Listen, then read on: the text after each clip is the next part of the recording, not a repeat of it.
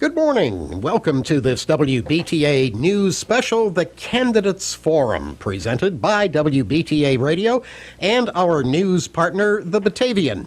I'm Dan Fisher, along with Howard Owens, publisher of the Batavian, and we'll be asking the questions of our candidates this morning, and we will meet them in just a moment.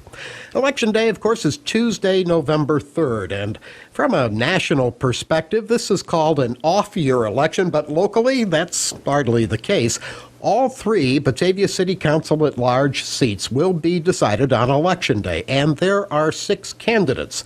The top 3 vote-getters are elected to 4-year terms. Now, our candidates for council at large will be appearing seemingly head-to-head, but I want to stress that our council at large candidates are running essentially independently. It is the top 3 vote-getters out of the 6. So our 2 candidates here this morning represent the 2 political parties, but it's possible they both could win. So it's the top 3 vote-getters out of the 6. Let's meet our candidates. They are candidates for Batavia City Council at large. Let's begin with Marianne Clattenburg. Marianne, good morning. Tell us a little bit about your record of public service. Hi, good morning, Dan. Glad to. I'm currently the 2nd Ward councilperson for the City of Batavia. I was elected to that position 2 years ago. Prior to that, I served a short-term appointment. I sat for Ann Podolak when the seat became vacant.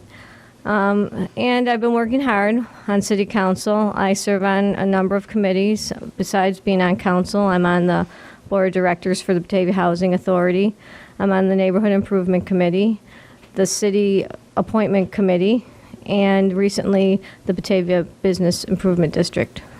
So aside from that, what do you do?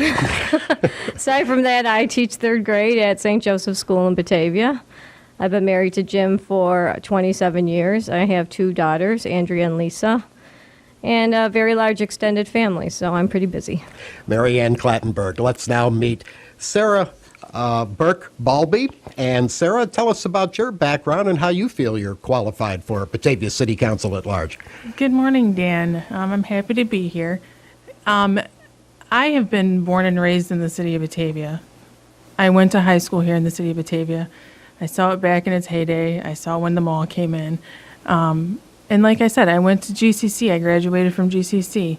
I have a 5-year-old daughter who I want to be able to give her every opportunity to grow up and live in a city that I can envision that she'll want to stay and have a great job, and not just a minimum wage job, but an actual good earning wage job. And I believe that's what would make me a good candidate, is just because I have that drive, not only for my daughter, but for everybody's kids in the city of Batavia. Okay, let's begin our questioning, and with that, our first question will turn to Howard Owens, publisher of the Batavian. Howard? Good morning. Sara, this question will be for both of you, but Sara, we'll let you start off. President Obama has made it a priority for the federal government to become more transparent. What will you do to bring more openness, more transparency to city government? Well, to be quite honest with you, I'm not exactly sure how I would go about doing that. Do I agree with it? Yes. I've now been to quite a few city council meetings, and I kind of get a little upset when I only see that there's maybe a dozen people in the room, and half of the people in the room are press. I think that our local residents need to take action. They need to come to these city council meetings, and they need to be more active in the community. There's 9 people that sit on city council, and they can't sit there and guess what everybody else is feeling. So if you want to make a better Batavia, you got to speak up and actually start coming to these meetings.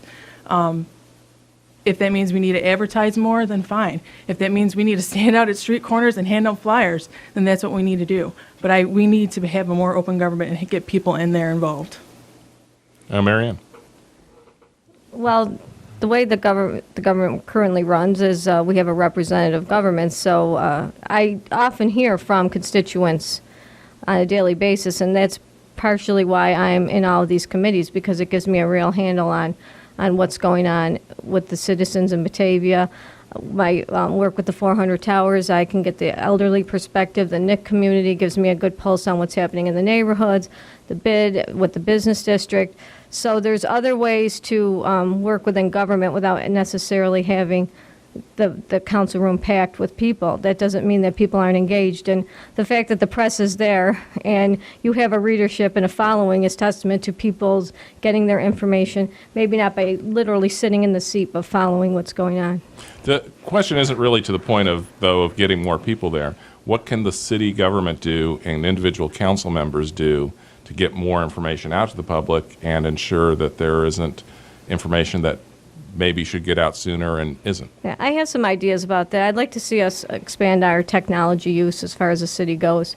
I mean, I brought forth a measure about a month ago as far as having housing violations or things of that nature posted on the internet, or actually having a portal where a citizen could click on and anonymously report something. I think we should be able to pay our taxes online. I think we should be able to see the city manager's reports online. We should see all of the packets that come to council online. So I think the use of technology would be a real great asset because, you know, we live in a commuter town, too. Not everybody gets home by 7 o'clock and even has dinner. They don't at my family. My husband doesn't pull in until 6:30. By the time we eat dinner, it's 8 o'clock. So I just think that as far as openness goes, I'm open to anything like that brings the people closer to the government. Sara, do you want to follow up on that one at all? And I would have to agree with her a lot. I mean, just getting out there, city council members have got to be willing to be open and be able to talk about these issues. And like she said, we have to have this information available to our residents, either online or being able to, stop up and talking to city council members. I think, yes, we can have it as available to them, but like I said, the residents really need to also do their part to get that information. Just want to follow up on Howard's question, and this is related to transparency in government. There are times, and the law allows for the legislative bodies such as city council to meet in an executive session or meet in private. And just recently, a firestorm of controversy over whether or not information was leaked out of an executive session of city council. Is there ever a time, in your opinion, when that would be proper? Do you ever see that as that something could come up in an executive session that you would want to make public and would do it? Sara, we'll start with you. Well, if you feel that you need to go into executive session, and you're specifically asked, this needs to stay confidential, you need to abide by those rules, either legal or morally, and keep it confidential. With that being said, do I believe in executive sessions? Yes. For personnel issues, for legal issues, yes. Anything else really can be said out on the open floor, and I do believe that. But if you're talking about, the safety of our residents, trying to come forth with information, and they may not want that to be quite known yet, we need to keep that as personal and not have that leaked as much as possible. Marianne, how do you feel about it? Is there a time when it would be proper to reveal information from an executive session? Well, that's a hypothetical that is hard to really, assess. I mean, personally, we rarely go into executive session, and from the time that I've been on council, most of the time has been to deal with an issue that would involve our attorney, and in that respect, you have a lawyer-client privilege that you should uphold. So I'm not even for executive sessions in broad terms. I would rather see us discuss things in public. The incident that happened recently was more of a betrayal, I think, of the council members that were in the room and the citizen themselves. Because if that person had wanted their issue brought public, they had every right to have done that, and they still do. So I guess that's where I stand now. I guess there probably would be a time if there was some, dire I don't know, bad behavior going. I don't know, but I don't see it as anything that I've ever witnessed.